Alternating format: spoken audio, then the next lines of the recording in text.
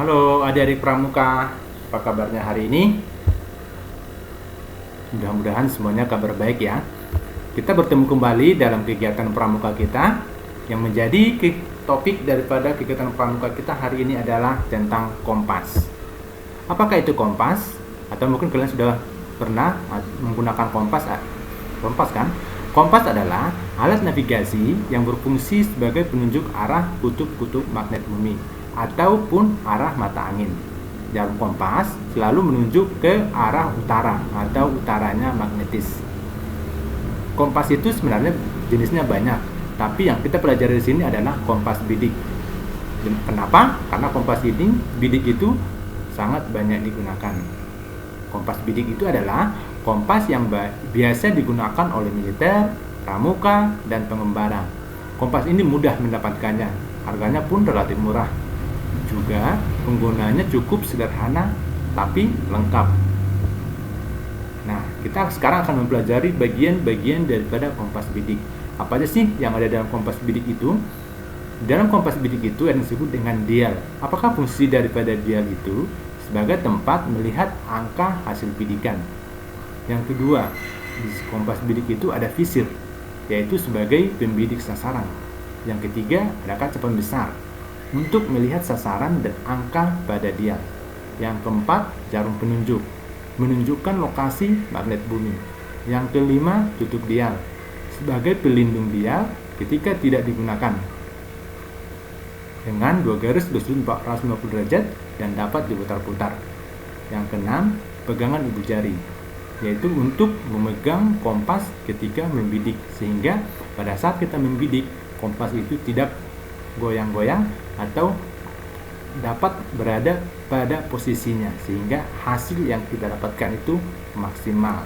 Ini adalah gambar daripada kompas dan bagian-bagian yang telah kita pelajari tadi, yaitu ada tutup dial, ada visir ya, ada dial, ada jarum penunjuk arah ya, ada kaca pembesarnya, yaitu untuk memudahkan kita melihat angka hasil daripada bidikan kita, dan alat pegantung atau tadi tempat jari kita untuk memegang kompas pada saat kita gunakan.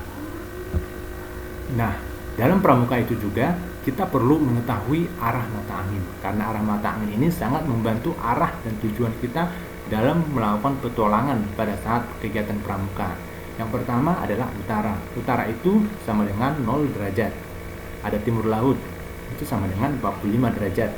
Ada timur, itu sama dengan 90 derajat. Ada tenggara, itu 135 derajat. Ada selatan, itu 180 derajat. Ada barat daya, itu 225 derajat. Ada barat, 270 derajat.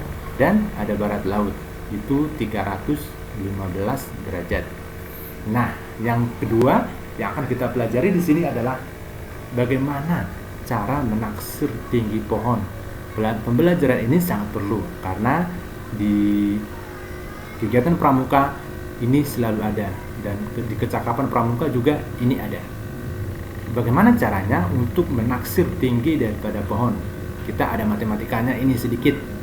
Yang pertama yang kita lakukan adalah kita mengukur dulu jarak dari, kalau di sini saya buat contohnya pohon ya, jarak dari pohon ke tempat kita nanti mengamatin. Kalau saya di sini saya buat titik C itu adalah sebagai dasar daripada pohon. Nanti tempat kita mengamatin itu adalah titik A, sehingga kita ukur dari C ke A itu berapa jaraknya. Dan satu lagi, kita perlu satu alat, satu tongkat. Kalau di pramuka itu kita bagusnya menggunakan tongkat. Di sini saya buat tongkatnya itu adalah BGE. Nah, tadi kita sudah mendapat ukuran dari C ke A berapa, tinggi tongkatnya juga sudah kita ketahui berapa karena menggunakan tingkat pramuka yang tingginya 160 cm. Baru sekarang kita bisa mengukur tinggi daripada pohon ini. Caranya bagaimana? Seperti yang tadi saya bilang ya, ada matematikanya sedikit. Kalau ini saya gambarkan hasil yang tadi yang kita ukur tadi, CD itu adalah tinggi pohon, BE itu adalah tinggi tongkat, dan CKA itu adalah jarak pohon ke kita mengamatinya. Jadi rumusnya adalah AB berarti jarak dari akib B dibagi dengan jarak dari akib C. Itu harus sama dengan jarak dari B ke E dibagi dengan jarak dari C ke D. Jadi jarak dari A ke B bisa kita dapat, jarak dari A ke B juga, A ke C juga bisa kita dapat, jarak dari B ke E bisa kita dapat. Ya, dengan perhitungan sedikit matematika, maka kita bisa mendapatkan jarak dari C ke D, atau tinggi pohon atau tinggi benda yang mau kita amati. Gampang kan? Oke, sekian dulu pembelajaran kita hari ini. Kita akan lanjut pertemuan berikutnya. Terima kasih.